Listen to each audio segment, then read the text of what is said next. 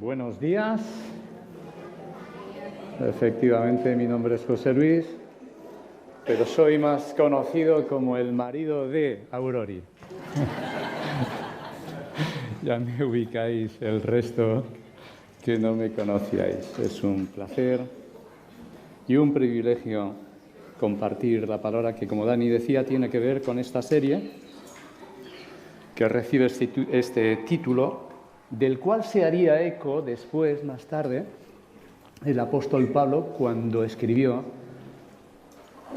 magnífico, que donde abundó el pecado, sobreabundó la gracia.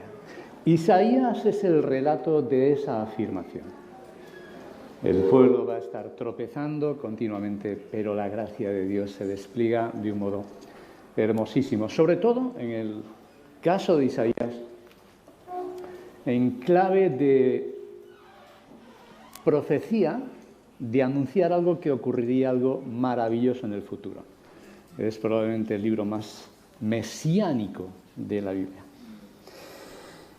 Bien, el texto que ha leído Dani empieza con una nota biográfica de Isaías. Hay que decir que he tirado el vaso. Un segundo. Que aunque figura nuestro texto en el capítulo 6, probablemente el orden no sea cronológico. Muchos piensan que estemos en el momento del llamamiento del profeta como tal, y que probablemente cronológicamente debería estar en el capítulo 1. Pero Isaías quiso ordenarlo de ese modo, le interesaba que lo primero del libro fuera la opinión que tenía Dios acerca del estado espiritual de su pueblo. Y ahí tenemos el capítulo 1, en mi opinión, el capítulo más duro de toda la Biblia. Lo que dice Dios de su pueblo, para mí resulta devastador. Llegamos al capítulo 6 y encontramos una experiencia que tiene, en principio, yo digo, traumática del profeta con Dios, una experiencia sanadora y una experiencia finalmente que tiene que ver con la misión. Vamos a pasar por esas tres fases, por esos tres puntos. Vamos a hacerlo sin poder entrar en todos los detalles. Estamos ante un relato en lenguaje apocalíptico, cargado de detalles, cargado de signos que no vamos a poder entrar en todos, pero que va a ser una delicia, porque estamos frente a la visión de Dios. Empieza el relato, la memoria que hace Isaías de esa experiencia, con un relato biográfico. En el año que murió el rey Uzías, yo vi. No es tan solo una fecha que coincidió con esa experiencia espiritual que él tuvo. No es simplemente una fecha que está ahí. Por ejemplo, solemos hablar nosotros, ¿no? ¿Recuerdas cuando los que peinamos canas? ¿Recuerdas cuando murió Franco? ¿Qué estabas haciendo? ¿Cómo viviste aquel día? ¿Te acuerdas, no? Más reciente, ¿qué estabas haciendo cuando te enteraste del derribo de las Torres Gemelas, ¿no? Son fechas que han quedado ahí, la pandemia, el encierro de la pandemia, y nuestra vida gira un poco, o acontecimientos de nuestra vida las rodeamos en torno a esas fechas tan importantes, ¿no? En el caso de Isaías, en parte, la muerte de Uzías tiene que ver con una fecha importante, la ubica ahí, pero más allá de eso tiene un significado especial, la muerte de Uzías, Azarías, también conocido, con la experiencia vivida con Isaías. Uzías fue un buen rey. Después del desastre de los reinados en los dos reinos, porque Israel se divide, ¿quién lo iba a decir? Se divide en dos, el reino del norte, el reino del sur, los reyes son desastrosos, hunden, empeoran la situación de Israel. Llega Uzías, Azarías, y es nombrado rey con 16 años. Yo no sé si aquí hay chicos o chicas con 16 años, pero con 16 años le colocan la corona de rey y gobierna 52 años. No está nada mal, toda una vida, 52 años. Y lo hace bien. Por lo que a él corresponde como rey, como gobernante, lo hace bien. Construyó multitud de infraestructura en lo que tiene que ver con edificios públicos y sobre todo orientado con la agricultura. En el segundo libro de Crónicas se le llama textualmente amante de la agricultura. Le gustaba todo lo relacionado con la tierra y se enfocó mucho en ese tema. Fue un buen rey. Finalmente, en los años finales de su vida, se nos torció. Él, podemos suponer que un poco dominado por la soberbia, de lo bien que lo estaba haciendo, usurpa un oficio que no le correspondía. Él era rey, pero quiso ser también sacerdote. Cogió su incensario y quiso entrar en la misma presencia de Dios en el templo.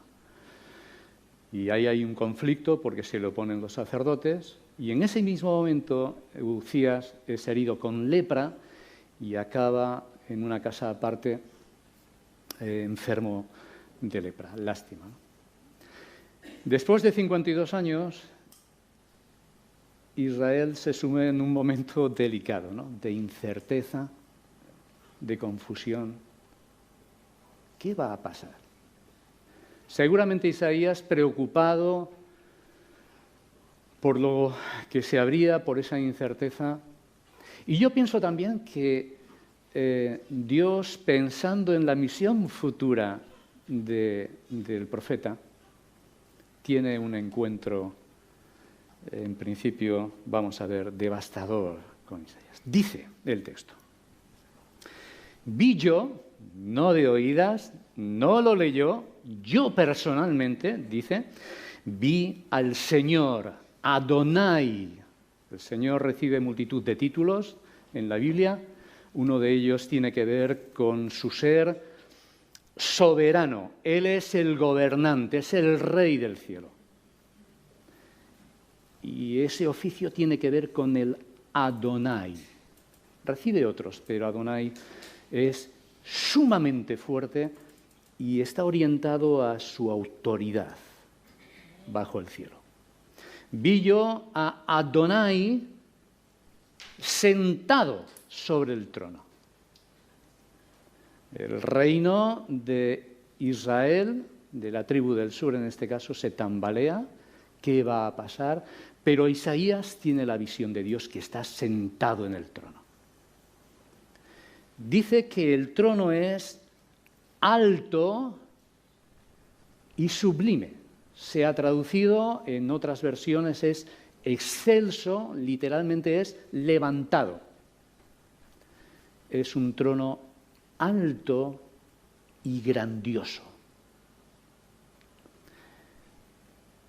Seguimos leyendo que el borde de sus vestiduras,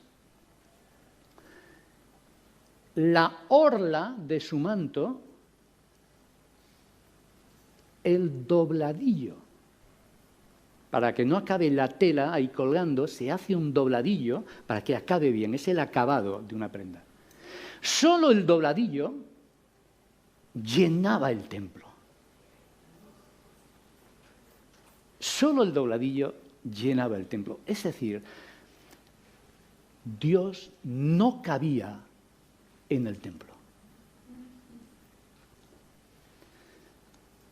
Nos acordamos de Salomón cuando en el día de la dedicación de este mismo templo, porque es todavía, durante unos años más lo sería, el templo de Salomón, él dice, Señor, dice Salomón, yo construir tu casa para ti, y añade, el cielo de los cielos no te pueden contener. ¿Qué imagen? Si los cielos tuvieran un cielo, tampoco cabría Dios. el dobladillo. Dios no cabe. ¿Y sabéis dónde no cabe tampoco Dios? Dios no cabe en nuestra imaginación. Dios no cabe en nuestra caja mental en la que metemos a Dios y hacemos como ese ser mitológico,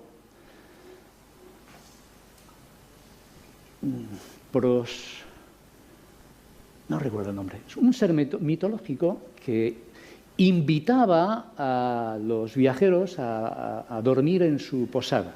Tenía una cama de hierro, pero era un ser muy cruel. Esa cama era de un solo tamaño y si el viajero no cabía, cerraba lo que sobraba. Y si quedaba corto, la persona le estiraba hasta cubrirle las dimensiones de la cama. Era un bandolero, era un ser muy cruel. Me temo que hacemos eso muchas veces con Dios. En nuestras cajitas mentales, si nos interesa para algo estirar a Dios, lo estiramos. Y si hay algo que nos molesta, que sobra, lo cortamos. Y lo conformamos a esa cajita. Cajitas culturales. Estás escuchando de Dios, a lo mejor, y ya lo estás comparando con el concepto de Dios que tú ya has recibido, por cultura, por educación de tus padres, por la sociedad, por los medios de comunicación. Déjame decirte algo. Dios no tiene nada que ver con eso. Dios no tiene nada que ver. Él supera. Él rompe los esquemas. Hay que desaprender primero y ir a la palabra, que es la primera y más fiable fuente de información acerca de quién o cómo es Dios. El borde no cabía, Dios no cabe. Dios es grandioso, es infinito, es excelso. Por encima de él, sobrevolando por encima, había, leemos, serafines. No sabemos si es el nombre técnico de esas criaturas o son simplemente descripciones. Literalmente son ardientes. Solamente aparece esta palabra aquí. Y en el caso de la plaga de serpientes con las que Dios castigó a Israel en el desierto por desobedientes, mandó unas serpientes serafines. Se dice en el texto. Serpientes ardientes. Si les mordían, morían, a no ser que miraran a una serpiente de bronce que había hecho por orden divina Moisés.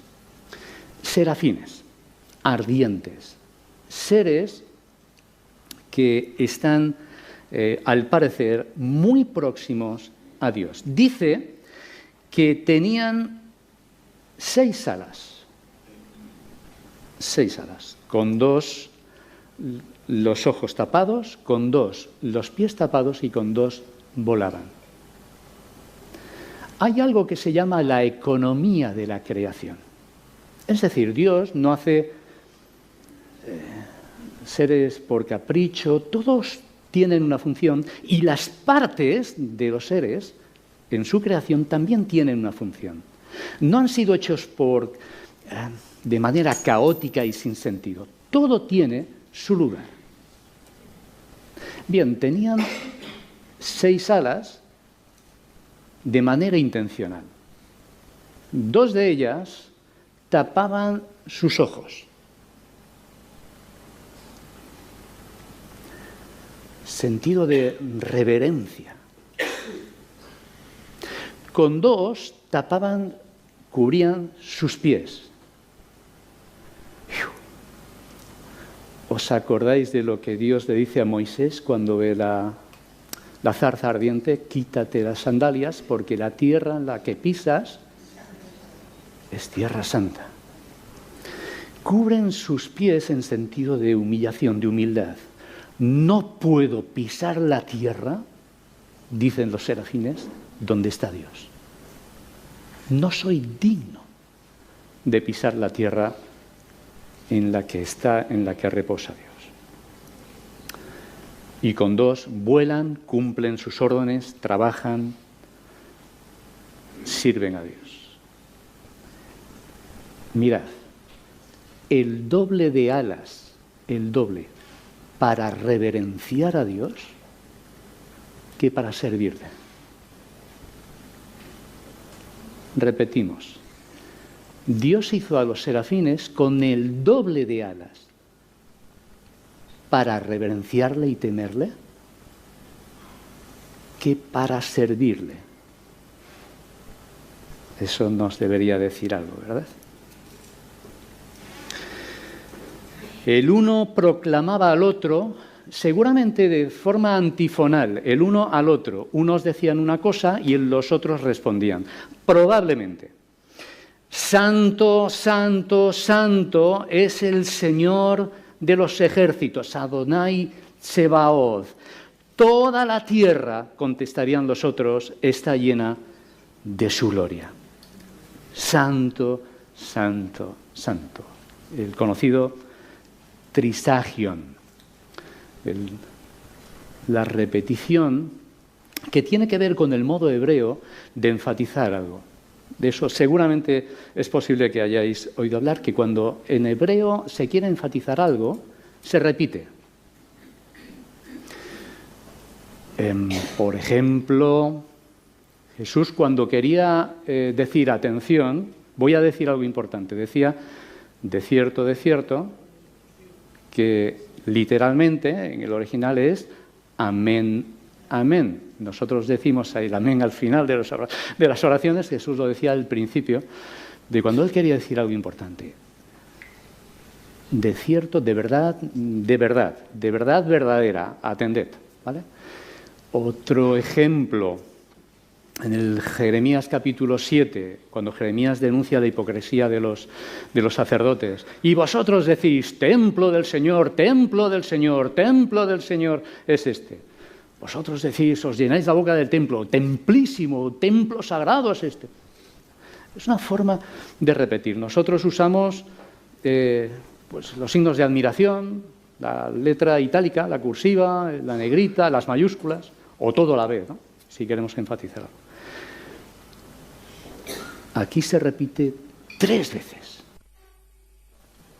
Santo, santo, y por si fuera poco, santo. ¿Qué quiere decir santo? Normalmente hemos entendido siempre que tiene que ver con la pureza moral. Es puro y sin duda está contenido, pero es mucho más. Es mucho más. Decía unos domingos, Dani, que literalmente es cortado y puesto aparte. Es que no hay parangón. Su altura, su excelsitud, su sublimidad es única. Dios es santo en el sentido de que si intentamos catalogarlo, no sabemos dónde. Si buscamos un lugar donde clasificarlo, no hay forma de clasificarlo. No hay hueco en la estantería. No hay con qué compararlo. Dios es único. Dios es sublime. Salmo 145. Grande es el Señor y digno de suprema alabanza. Su grandeza es inescrutable. No se puede explorar. Es inexplorable. Salmo 147. Excelso es nuestro Señor y grande es su poder. Su entendimiento es infinito. Salmo 139. Llega a decir David, conocimiento tan maravilloso, rebasa mi comprensión. Tan sublime es que no puedo entenderlo. Él es trascendente, es infinitamente elevado sobre todo lo demás, es sublime, es excepcional en todos sus aspectos y sin punto de comparación con nada de lo que existe. Es incatalogable, que excede infinitamente a los límites de lo usual, de lo conocido, de lo que imaginamos. Él es suprema y absolutamente grande. ¿Y sabéis qué? Tan solo lo hemos rozado. He leído a veces definiciones acerca de Dios portentosas. Hay trabajos muy bien hechos. Hay tratados teológicos que dices, bien, Dios es magnífico. Siempre he echado en falta algo. Que la última coletilla, la última línea dijera, y tan solo lo hemos rozado. Un leve soplo ante el océano Pacífico. Dios es grande, grande. El mensaje de los serafines es precioso.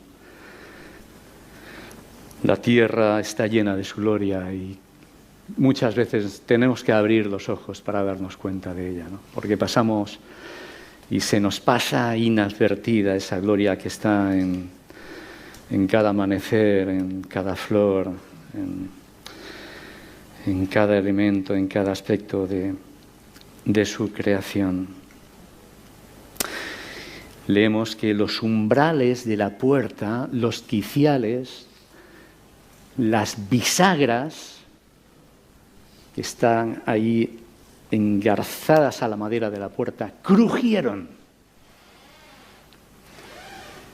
ante la adoración a voces, dice el texto a voces, el clamor potente de los serafines unido a la presencia de Dios hacen que la materia inanimada se resienta.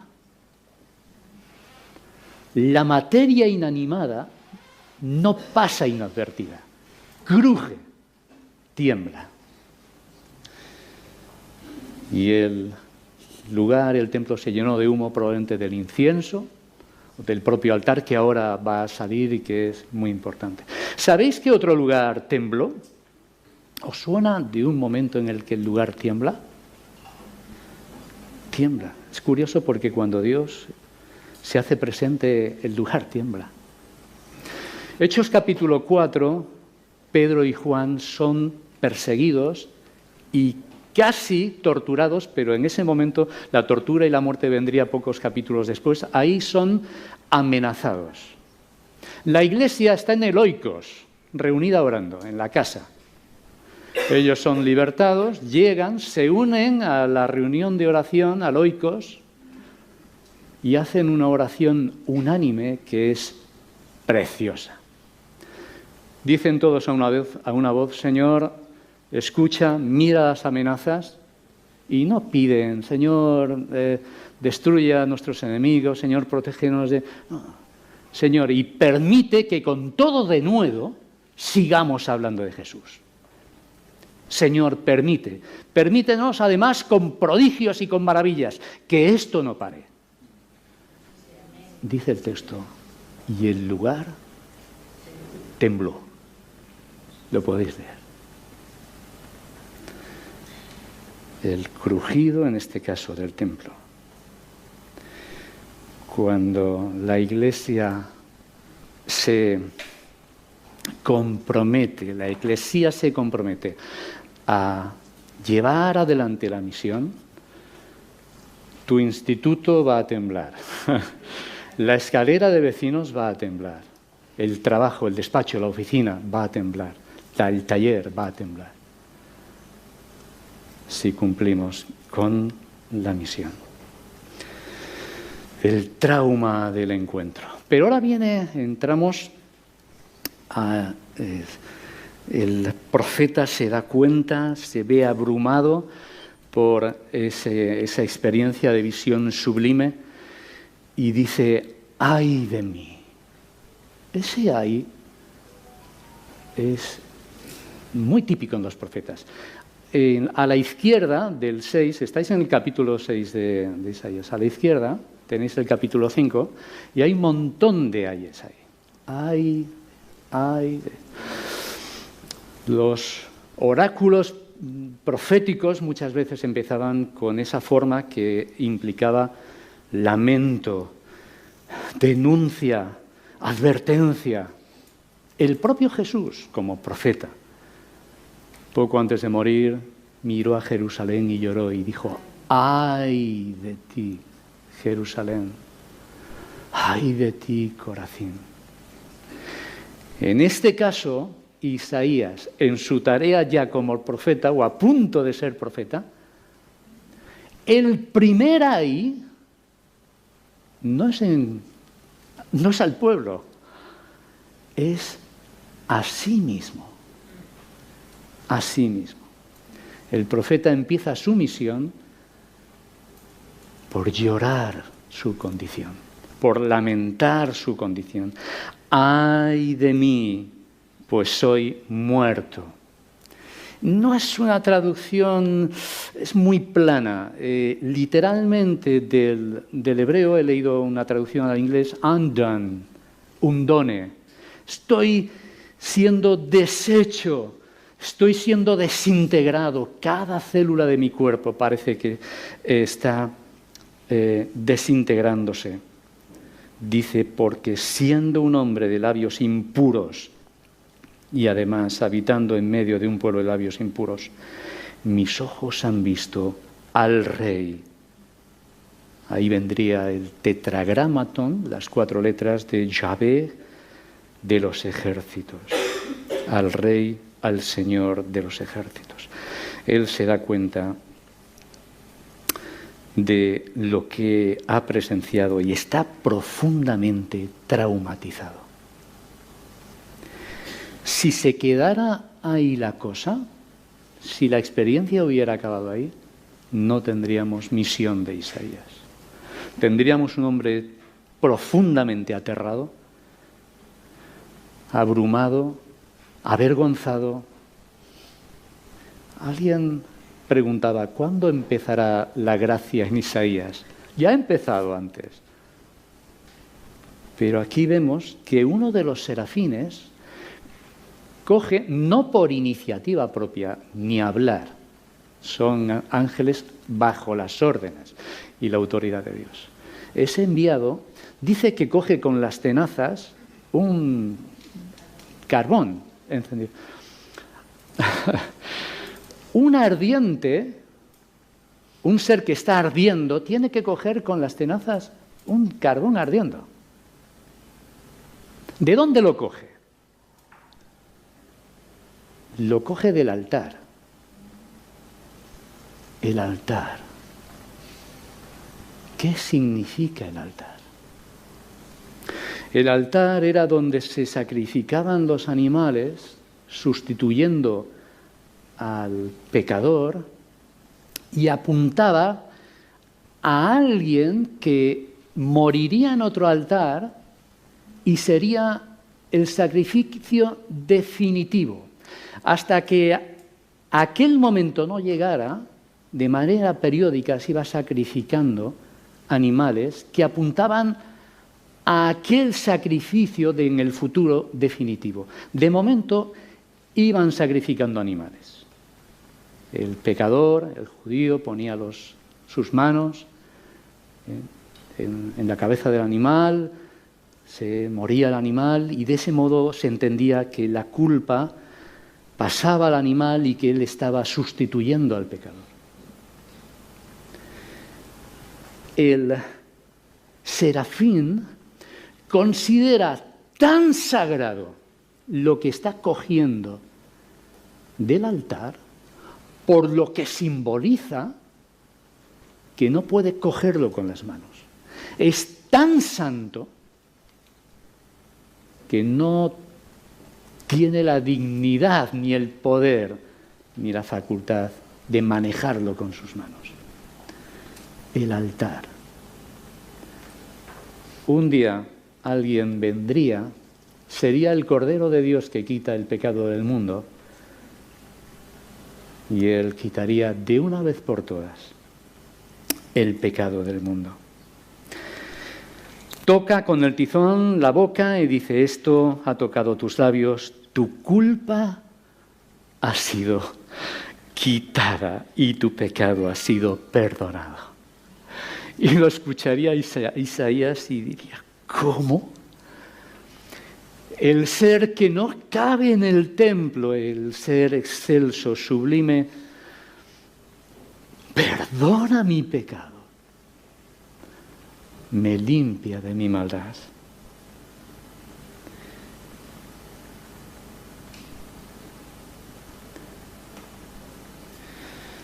El profeta es aceptado por la gracia de Dios. Jacob salió cojeando de su presencia. Isaías no daría un beso en condiciones durante toda su vida, pero no olvidaría. Tendría algo, una cicatriz para no olvidarlo, el encuentro que tuvo con Dios. De oídas te había oído, dice Job, en una experiencia parecida, pero mis ojos ahora te ven y me arrepiento en polvo y ceniza. Dice ahí Isaías: ay de mí, fijaos lo que dice Habacuc. Oí y se estremecieron mis entrañas, a tu voz temblaron mis labios, entró podredumbre en mis huesos y tiemblo donde estoy. Pedro, después de la pesca milagrosa, cayó a los pies de Jesús diciendo: apártate de mí, Señor, pues soy hombre pecador. O los discípulos, cuando se calma la tormenta y se convierte de pronto en una balsa de aceite. ¿Quién es este que hasta el viento y el mar le obedecen? Dice el texto que temieron más después que por la tormenta. Encontrarte con Dios es ser impactado con el Dios de la Biblia, con el Dios que no cabe en la mente, con el Dios que no cabe en la imaginación. Y hace una pregunta, el Dios del trono: ¿a quién enviaré? ¿Quién se ofrece voluntario? Y después de esa experiencia de Isaías, de haber visto ese ser tan excelso, ese Dios grande y sublime, y el Dios que perdona su pecado, pues nos imaginamos al típico alumno empollón, ¿no? Yo, profe, yo. Claro que no se lo quiere perder. ¿Quién va a querer perderse ser heraldo de ese Dios grande y perdonador? De ese Dios inmenso, infinito, pero cercano y lleno de gracia. Yo quiero. Envíame a mí. Envíame a mí. Ahora sí, después de la visión, el profeta está preparado para la misión. Lo primero que le dice Dios al profeta, el primer verbo, lo primero que escucha el profeta de Dios: ve. El templo es donde menos se lleva a cabo la misión. La misión debes llevarla a cabo en tu entorno habitual. Y después de la visión, después de saber quién es Dios, después de encontrarte personal e íntimamente con Dios, entonces sí. Porque mientras el mundo llama a los capacitados, Dios capacita a los que llama. Encuéntrate con Dios. Dejadme terminar. Ya acabamos con un texto de Hebreos capítulo 4, verso 16. Hebreos 4, 16. En los versos anteriores no los voy a comentar, pero por favor, leedlos antes del 16. Se habla del protagonista y el que hace posible esto. Por lo tanto, ese por lo tanto indica como consecuencia. Leed el 14 y el 15. Por lo tanto, acerquémonos con toda confianza, y la palabra que aparece ahí es tremenda, con toda confianza al trono. ¿Cómo? Acerquémonos con toda confianza al trono de la gracia para recibir compasión y la gracia que nos auxilien en el momento oportuno. El trono ahora es de gracia y se nos invita con toda confianza a acercarnos. ¿Quién no va a querer anunciar algo así? ¿Quién no va a querer ser un representante, un aprendiz y un mensajero de un Dios así? ¿Quién no lo va a querer? Bien, antes de terminar en oración, por favor, si eres un buscador, si estás buscando a Dios, si lo buscas incluso a tientas, si tienes preguntas, no te vayas. Me encantaría escucharte, me encantaría orar por ti. Búscame y charlamos. ¿Oramos? Señor.